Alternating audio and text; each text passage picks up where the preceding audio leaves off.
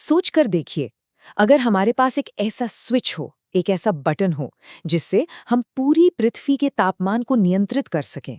जी, ये कोई science fiction film की कहानी नहीं है, बल्कि ये सोलर जियो इंजीनियरिंग की एक बहुत ही वास्तविक संभावना है। एक ऐसा विचार जिसमें हमारे ग्रह को बचाने का वादा भी है और उसे हमेशा के लिए बदल देने का एक बहुत बड़ा खतरा भी।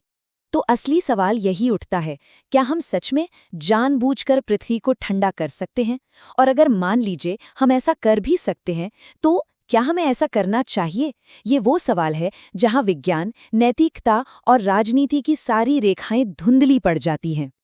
अच्छा, तो ये सोलर जियो इंजीनियरिंग आखिर है क्या भला?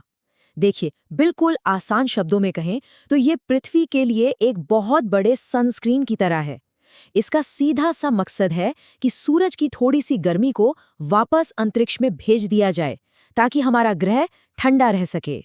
इसको ऐसे समझिए जैसे हम अपने घर में गर्मी लगने पर एयर कंडीशनर का थर्मोस्टेट थोड़ा नीचे कर देते हैं। बस वही कॉन्सेप्ट है, लेकिन पूरे ग्रह के पैमाने पर। वैज्ञानिक ये सोच रहे हैं कि क्या हम पूरी पृथ्वी के थर्मोस्टेट को भी थोड़ा सा कम कर सकते हैं। सुनने में तो काफी आसान लगता है ना? पर ये इतना सीधा मामला है नहीं। तो चलिए अब जरा इस तथाकथित जियो इंजीनियरिंग टूल किट में झांक कर देखते हैं। मतलब वैज्ञानिकों के पास आखिर ऐसे कौन कौन से तरीके हैं जिन पर वो विचार कर रहे हैं। तो यहाँ ना कई अलग अलग आइडियाज हैं। एक है स्ट्रेटोस्फेरिक एरोसोल इंजेक्शन, जिसमें वायुमंडल के ऊपरी हिस्से में रिफ्लेक्टिव कणों को छोड़ने की बात हो रही है। फिर है मरीन क्लाउड ब्राइटनिंग, मतलब समुद्री बादलों को और ज्यादा चमकीला बनाना।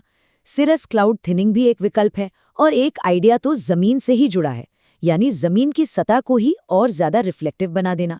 सब तरीके अलग हैं, पर मकसद एक ही है।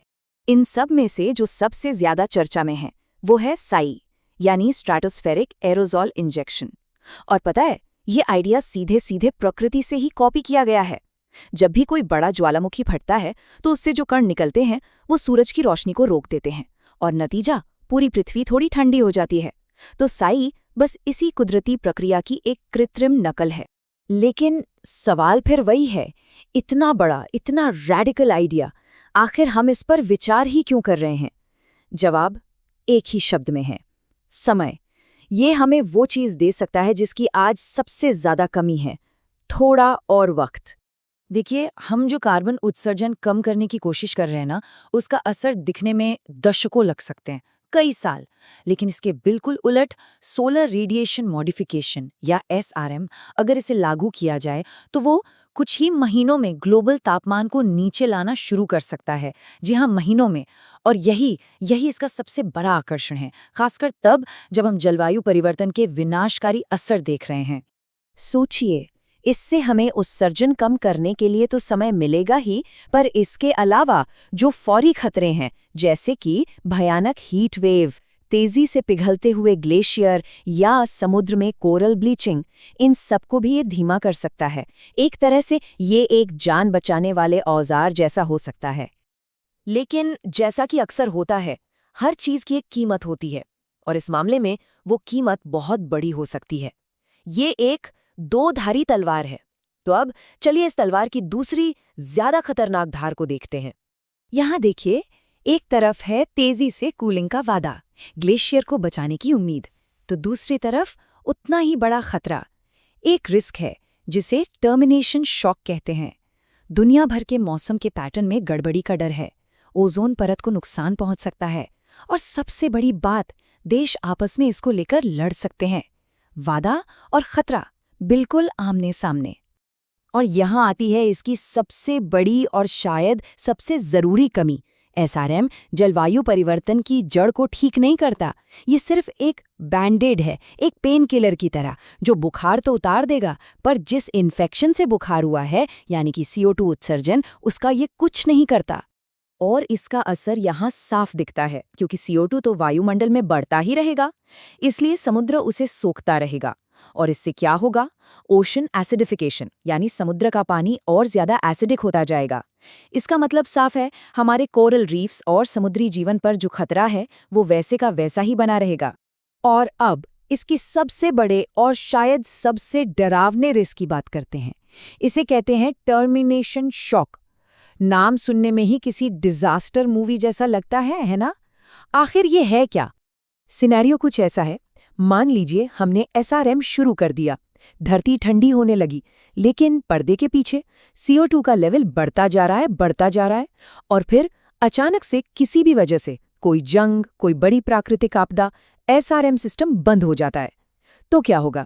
जितनी भी वार्मिंग अब तक छुपी हुई थी, वो सारी की सारी एक झटके में सामने आ जाएगी।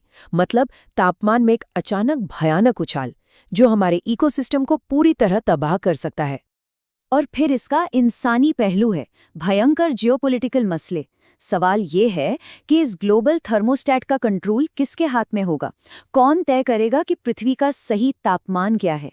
क्या होगा अगर एक देश को फायदा पहुंचाने से दूसरे देश में सूखा पड़ जाए? इन सवालों का कोई आसान जवाब नहीं है, और इसके बिना ये टेक्नोलॉजी एक हथियार भी बन सकती है। और इसीलिए ये बात बहुत ज़रूरी हो जाती है कि इस पूरी चर्चा में ग्लोबल साउथ को शामिल करना होगा। उन देशों को जिन्होंने ऐतिहासिक रूप से ऐसे टेक्नोलॉजीज़ के फैसलों में हिस्सा नहीं लिया है, लेकिन जिनके ऊपर इसका असर सबसे ज़्यादा पड़ सकता है। उनकी आवाज़ के बिना कोई भी फैसला अधूरा होगा। तो इतने वादे, इतने खतरे, इन सब के बीच आगे का रास्ता क्या है? हम यहाँ से कहाँ जाते हैं, ये अभी साफ नहीं है। एक बात बिल्कुल साफ करना जरूरी है। अभी फिलहाल कोई भी इसको लागू करने की बात नहीं कर रहा है। बहस इस बात पर हो रही है कि क्या इस पर रिसर्च होनी चाहिए, क्या हमें इसको और गहराई से समझना चाहिए, ताकि इसके फायदे और नुकसान दोनों को ठीक से जान सके। और इस मामले पर एक्सपर्ट्स भी बंटे हुए हैं। एक तरफ नेशनल अकेडमीज और यूके सरकार जैसी संस्थाएं हैं जो कहती हैं कि एक रिसर्च प्रोग्राम होना चाहिए। वहीं दूसरी तरफ यूनियन ऑफ कंसर्न्ड साइंटिस्ट जैसे ग्रुप हैं जो कहते हैं कि इस मामले में बेहद सावधानी बरतने की जरूरत है। और अगर रिसर्च होती भी है तो उसका फोकस सिर्फ साइंस पर नहीं होगा। हमें इसके जलवायु पर असर तो समझना ही होगा, लेकिन उसके साथ साथ इसके सामाजिक, नैतिक और राजनीतिक नतीजे क्या हो सकते हैं, ये जानना भी उतना ही जरूरी है। तो घूम फिरकर हम वापस उसी बड़े सवाल पर आ जाते हैं, सोलर जियो इंजीनियरिंग। ये हमारी आखिरी उम्मीद है। यह एक ऐसा जुआ जिसे खेलना बहुत बहुत खतरनाक साबित हो सकता है। जवाब फिलहाल किसी के पास नहीं है, पर यह एक ऐसी बहस जरूर है जिसके बारे में हम सबको सोचना होगा।